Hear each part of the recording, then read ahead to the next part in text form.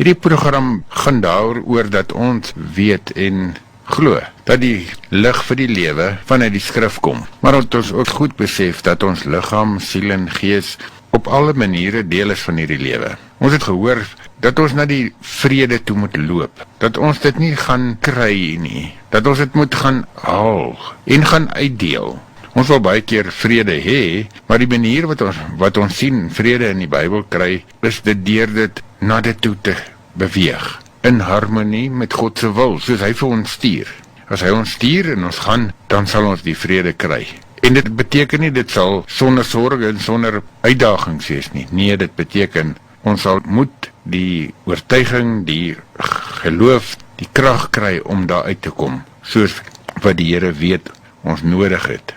Dit laat my dink aan die gedeelte uit 2 Korintiërs hoofstuk 9, en ek wil dit nou lees.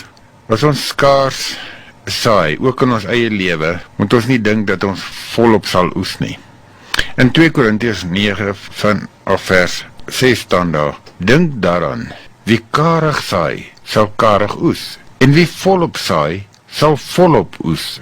Elkeen moet gee, soos hy om in sy hart voorgenem het, nie met teensin of uit dwang nie, want God het die blymoedige gewer lief, en God is by magte om aan julle alles in oorvloed te skenk, sodat julle in alle opsigte, altyd en alles genoeg kan hê, en volop kan bydra vir elke goeie werk. Daar staan nog geskrywe, hy deel uit en gee aan die armes, hy bly altyd vrygewig.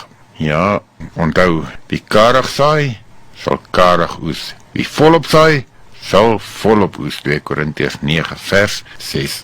Mag het vir u 'n week wees waar u maklik en volop kan saai, en dat u ook dan die vrug van die saai en die oestyd sal kan beleef, in oorvloed, in die Here se genade, in harmonie met sy wil. En daarom mag die genade van ons Here Jesus Christus, die liefde van God en die gemeenskap van die Heilige Gees met elkeen van u wees tot in ewigheid. Amen.